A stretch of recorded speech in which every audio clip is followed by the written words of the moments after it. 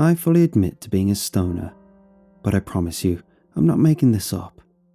No amount of roaches can cook up a fever dream like this, so don't start pulling excuses to wave off my story, alright? Let me explain to you how this went down. So, picture this. I'm on the low end of the high I got off of popping an edible and playing some Mortal Kombat when I get a series of texts from this chick I'm totally head over heels for, asking me for a favour. Eve was everything I wanted in a woman. She was about as goth as they come, always wearing dark lipstick that matched her hair, some kind of fishnets on her legs, and this big, oversized beanie that holstered some spare dollar bills to spend on Pop-Tarts. She had a sharp tongue, a sharp mind, and even sharper nails. We became familiar with each other towards the tail end of high school, where I started selling her weed at a discounted price that made her smile. We had a habit of smoking together, but our relationship never went past friends who hotboxed their dad's garage. Sometime after we both graduated, she got a gig as a late-night gas station employee, whilst I stayed drifting at home, collecting scraps of cash to fund my mom's dream of me going to college. But here she was, texting me at 9:12 p.m, begging me to fill in a shift for a couple of hours. Had this been anyone other than her, I would have either told them I was busy or ignored the text outright. But for her, well, I'd do anything. Mom wasn't home, so I had to call myself an Uber to get to a gas station in time. I sneakily picked some of my neighbour's flowers out of the garden, holding them in a glass cup I brought from home. The last thing I grabbed from home was a tiny baggie of dope, along with some rolling papers just in case. This is it, I thought to myself on the ride there. This is where I woo her off those big platform boots she wears. Maybe 15 minutes later, my Uber driver dropped me off. I paid him a generous tip and walked to a little gas station, a cup of flowers in hand. Hotboxing may not have been the best pickup tactic, but what kind of girl doesn't like flowers? I'm a tall blonde-haired stoner. How could she say no? Was I overconfident? Maybe, but confidence is key, fellas. I'd only been to the gas station in the middle of nowhere a few times, but tonight, it felt like coming home. The doors opened on their own as I walked in, seeing her pale face smirk at me from behind the counter. "Took your time showing up," she said. Running a hand through my hair, I gave her the suavest response I could. "Well, you know me. So, how come you got to split from your shift?" I placed the cup of flowers firmly on the counter, noticing the single swaggering pink petunia inside. She plucked it out of the cup and sniffed it pleasantly. "It's some stupid anniversary for a friend of mine I forgot. I would have been boned had you not been here though." That sneaky eyelash batter she did. Her eyes widened like a puppy.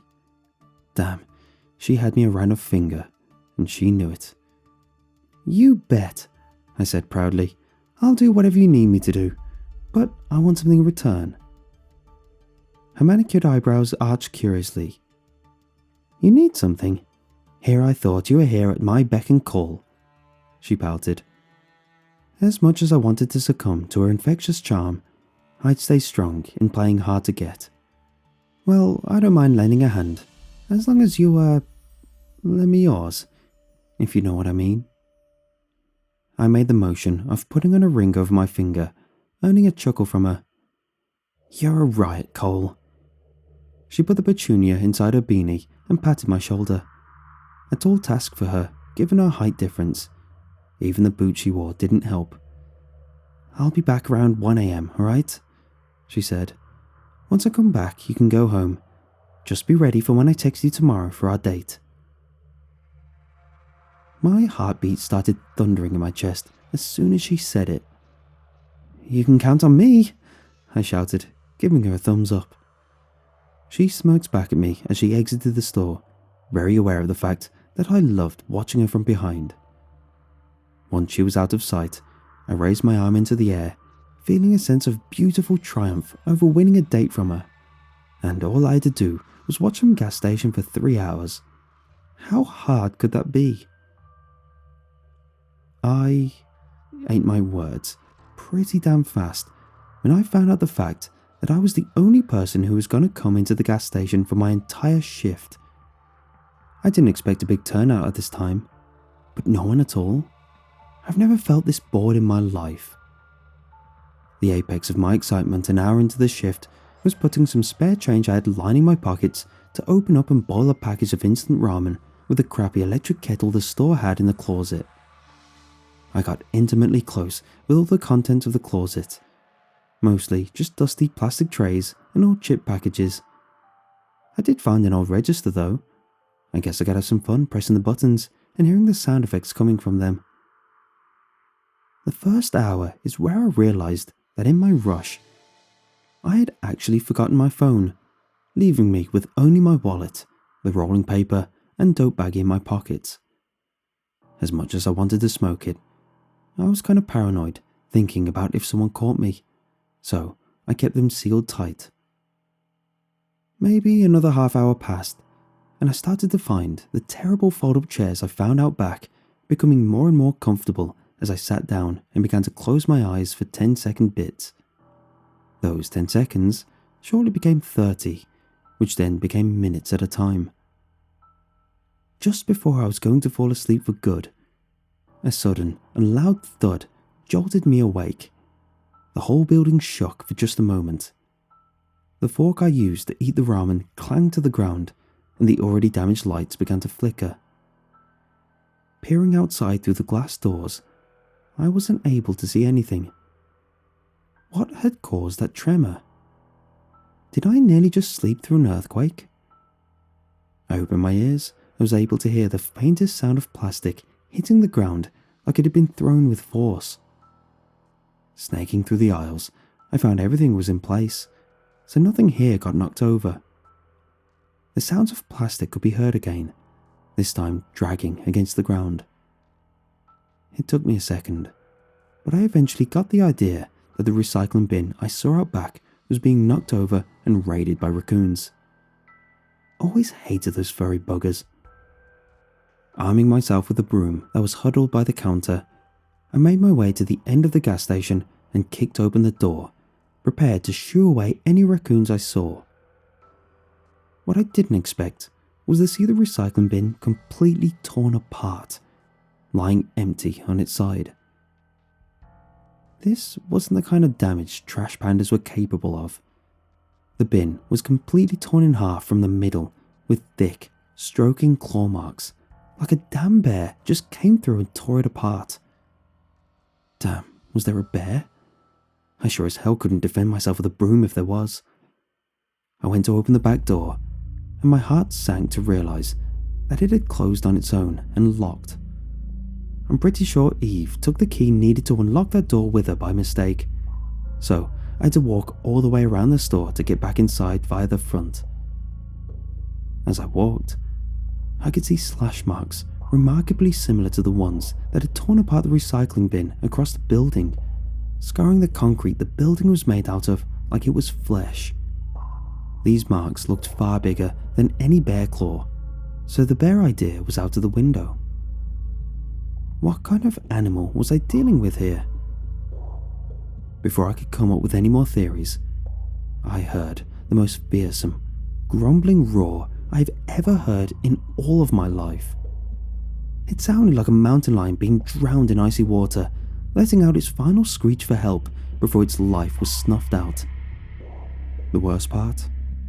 It was coming from inside the store.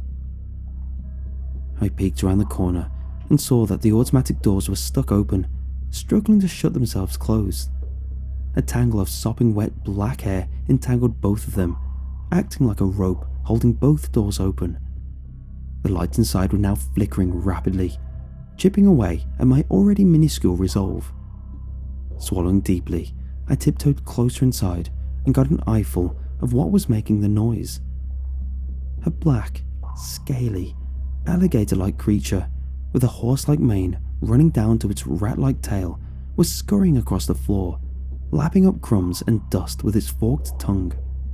The beast was easily 10 feet long and 4 feet tall, bumping into aisles and knocking things over. Each one of its slimy scales oozed with a dark liquid that began to pool on the floor like tar. I stood no chance with. God knows what this thing was. So I went to turn around and sprint away, but I dropped my broom in the process. The creature noticed and whipped his head around so damn fast I thought it would break its own neck. This thing had human features on its face. Dark, brown eyes, a small button-like nose, and the soft, pitch-black lips of a woman. All these human features plastered on its lizard body made for a disgusting sight that looked straight out of a Photoshop nightmare. I booked it away from the store as the creature turned around and started crawling after me, hissing its forked tongue. The lizard creature was surprisingly fast despite its appearance, practically gliding across the concrete with its glittering claws. At first, I made a straight dash in front of me near a road, but I made a hard left in order to gain the upper hand and use the momentary speed advantage to escape and use someone's phone to call animal control, or the police, or anyone to deal with this thing. Unfortunately, it seemed to predict this motion wholesale because it turned around to its left at the precise moment I was going to hard curve it. It made a slash for my ankles, but I just barely hopped out of the way and kept running. The beast groaned and creaked as it chuckled at me, but kept its frightening pace. Feeling the stress of exhaustion weighing on me, I used my last bits of energy to run behind the store and into a small collection of thick trees, hopping onto the nearest one and climbing it as fast as I could. I was never much of an adept climber as a kid, but hysterical strength is a way stronger drug than any weed I've smoked. I quickly made my way onto the top layer of the branches, hearing the creature scratch at the base of the tree angrily. I was afraid it would try to tear the tree down, but it instead snarled and screeched at me once more, seemingly upset that its prey had evaded it. After maybe another minute of it roaring at me, it trotted off in the opposite direction, practically galloping like a horse. My immense relief was short-lived, as I spotted someone walking along the dimly lit road. They were wearing a huge pea-green military coat and had long blonde hair, just walking idly down the road. I didn't allow myself to question why they were walking as the creature spotted them and started running down the road. I wanted to shout and alert the attention of the bystander, but fear's grip on me was too tight. I slid down the tree carefully and took a full minute to gather the strength to unhook myself from it and ran inside the gas station, peeking from the windows. By now, the bystander had walked far enough to nearly reach the parking lot of the gas station, making direct eye contact with the creature. The beast chuckled once more and started charging for the bystander. But they had far more tricks up their oversized sleeves than I anticipated. Skillfully, they rolled out of the way and pulled out a massive knife from behind them, making a precise slash against the beast's cheek. It screeched in pain and received another slash that cut along their scalp and marked a single eye. It went into full panic rage mode as it blindly swung its claws at the mysterious man who was able to dodge all of them. He took what I thought to be some kind of fighting stance as he looked for an opening, all with a completely blank expression on his face. In a final move, the bystander leapt and plunged their blade directly into the malformed skull of the beast, twisting and digging the blade deeper and deeper until it stopped screaming and went silent. I couldn't believe what I was seeing. How the hell was this random night-walking guy able to dispatch this thing so fast? Hell, why did he even have such a massive knife on him in the first place? The man pulled out a rag from his jacket pocket and wiped away the dark blood that coated his blade, sticking it behind his back once more. Using both hands, he dragged the beast away from all of the streetlights and leaned over it like a dentist would to operate on their patients. He started rubbing the beast up and down with his bare hands, and I kid you not, it started disintegrating at his touch. He was as quick and efficient as a masseuse, causing the beast to crumble and fade away into a mountain of ash and dust within seconds. Looking none the bothered, he swept the ash off the road and made his way towards the gas station. I ducked under the window and huddled up in the corner, praying that he wasn't going to do the same to me. I felt like such a damn idiot for forgetting my phone. I was so damn ashamed I wasn't going to be able to call anyone, call Eve or even my mother. I could hear the man tearing away the bundles of hair that held the doors open and walk inside, his big boots sending my heart into shock with their thick reverb against the floor. I held my breath as he seemed to walk aimlessly through the aisles, picking up food and putting it down indecisively. Finally, he walked up to the counter and placed a bag onto it. "Anyone there?" he asked out casually. Praying everything would turn out alright, I made the calmest face I could manage and stood up rapidly, getting an eyeful of this mysterious monster hunter. Honestly, he looked pretty average. He was just a youth, probably near the same age as me, kind of a tall and pretty long hair and thick bags under his eyes. He looked at me blankly as he waited for me to check out his bag of cough drops he had put on the counter. As I nervously checked him out, he decided to make some small talk with me. "Quiet shift?" he asked. No, actually, it wasn't a quiet shift. I think it was the worst shift I've ever had in my life. I almost died for Christ's sake. But I don't think he saw me being chased by whatever the beast was, so I played it cool. "Yep, not much going on. How come you're up so late?" Before I could kick myself for asking such a stupid question, he responded, "Not much really. I'm just a night owl." The fact that he can go from killing and vaporizing a monster to casual small talk, all with the same expression on his face, chilled me to the bone, and he noticed. "You're right, buddy. You look like you've seen a ghost." "No, my ride left me last minute," I lied. "No clue how I'm going to get home now." "I don't mind driving you," he said. "My car's just down the road. Come on." My heart flew into a panic as I raised my hands to try and politely refuse his offer. Getting into a car with this guy? No chance. "I'm fine, really," I stammered. "Don't worry about me." The man gave me a curious look, but didn't press me on the matter. "How come you don't have a name tag?" he asked earnestly. I gulped. "I'm just filling in for a friend," I explained. "Name's Cole." The man gave me a slight smile and reached his hand out, which I quickly shook. His hands were so cold, like he had just stuck them in an icebox. "Nice to meet you, son," he said.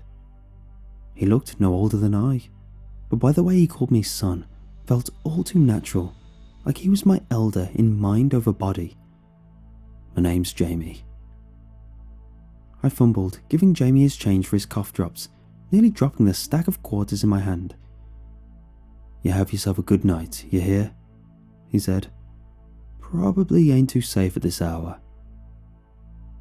I nodded my head quickly as he left the store casually, parting with a wave of his icy hand. As soon as he was out of sight, I let out the longest sigh of my life and fell to my knees, crippled with fear. It was a long walk, but I hoofed it out and ran all the way home, doing my best to stay away from any streetlights. I was terrified of running into any other creatures or Jamie, but I had to get out of there. I felt like crap for abandoning Eve's shift like that, but once I got home and called her over the phone, she would hopefully understand my situation. My legs were exhausted when I finally reached my house, which I proceeded to lock down as much as I could. I got my hands on my phone again and sent out a dozen calls and several dozen messages to Eve to try and explain the situation. But as of now, I haven't gotten any responses. It's been an hour after the incident, but my heart is still very much stuck in panic mode.